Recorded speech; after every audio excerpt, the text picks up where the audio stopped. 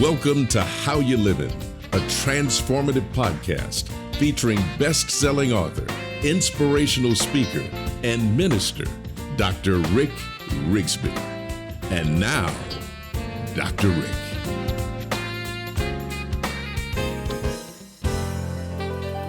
Hello, friends. Thank you so much for joining us. I want to talk to you about a topic that we heard a lot about as we were growing up. But today, we don't tend to hear as much about the topic of quality. Here's a simple reminder. Quality never goes out of style. Individuals and companies who don't shortcut or short-circuit quality have great influence and tremendous impact. These days, it seems as though quality has been compromised for fast results and for more bells and whistles. Maybe we need to take a page out of Grandma's playbook, perhaps re-examine Grandpa's definition of quality. It might sound something like this: an attribute or characteristic possessed by something or someone that exceeds all standards and expectations. I want you to think about an organization that embodies this. In fact, think about a person right now that embodies such a definition, that everything they do displays that added extra effort, that mark of excellence that distinguishes them above the rest. I'm thinking about a couple of people right now, both dear friends. One, I love being in his garage. It's meticulous. You can actually eat off the floor. I'm thinking about another friend. His conduct and character are without reproof. He never complains. He never gripes or condemns people or blames others.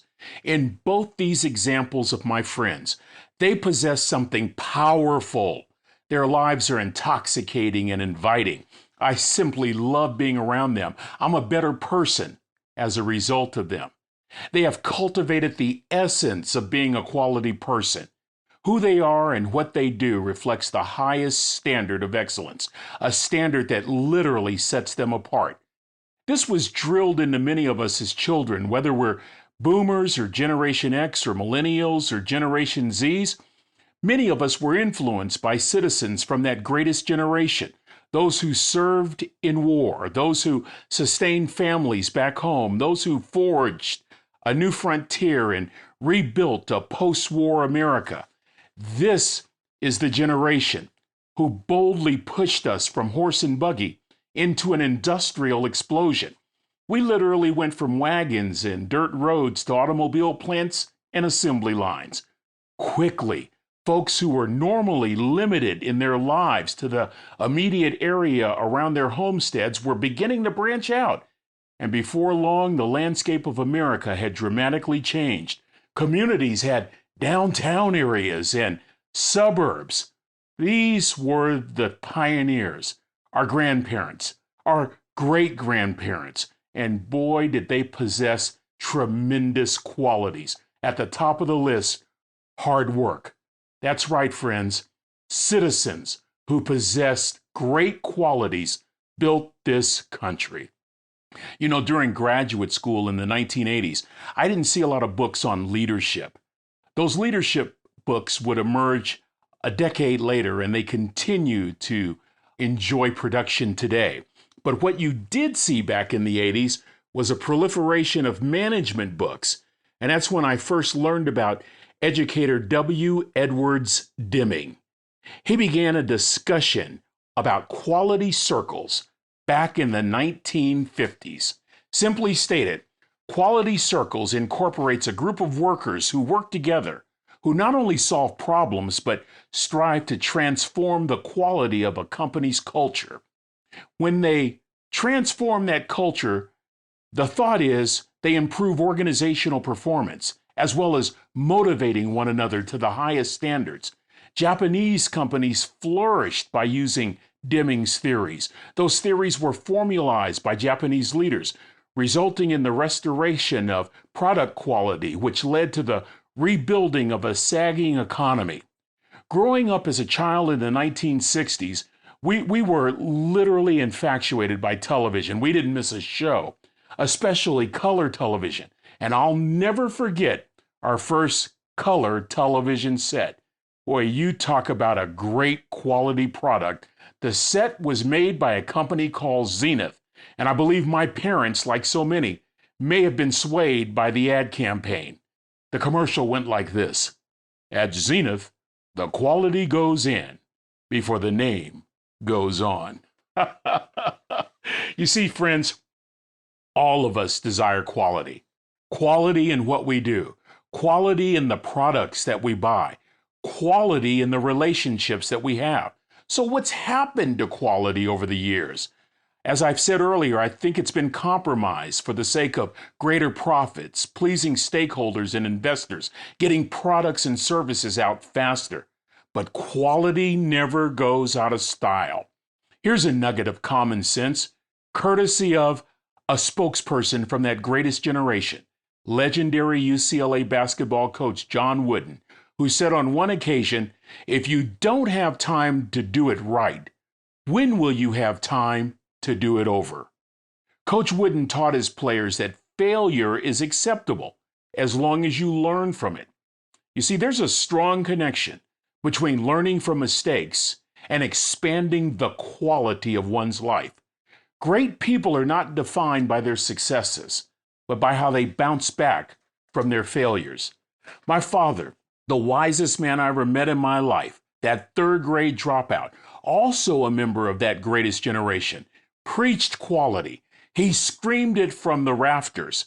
More importantly, my dad lived it. Everything he did reflected the highest degree of quality. I remember vacations as a child. We would go to visit relatives in Oklahoma and Texas. We'd leave our home in the San Francisco Bay Area at 1 o'clock sharp in the afternoon. 1 p.m. sharp. That was so that we would reach the very hot Mojave Desert by nightfall. You see, that was critical with those 1960s cars with their less than desirable cooling systems. The day before meant prep time for all of us kids. We were required to help out with things like making sure the car was spotless, both inside and out. There were no automatic car washes back then. We had to check fluid levels and tire pressure. We had to make sure that ropes and flashlights and radios were packed.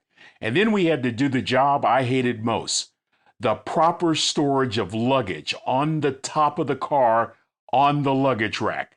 You see, back then, the luggage was tied down on the top of our 60s Rambler station wagon. The suitcases perfectly fitted. The tarp perfectly positioned. The knots in the rope perfectly tied. Anything less, we had to start the process all over again, friends. As a kid, I hated this. This left little time to play or to watch television. However, as an adult, my father's expectations and his exactness, his meticulous attention to detail, well, they bring tears to my eyes. You see, he was teaching us that quality has a price. As a matter of fact, when I look back on our vacations, in all our years of summer travel, we may have had engine trouble, we may have had radiators that overheated or tires that blew out, but never, not once, did we ever have a problem with the tarp flying off. We never had a problem with things as long as we did those things the right way. Quality has a price. Everything my dad did exemplified quality.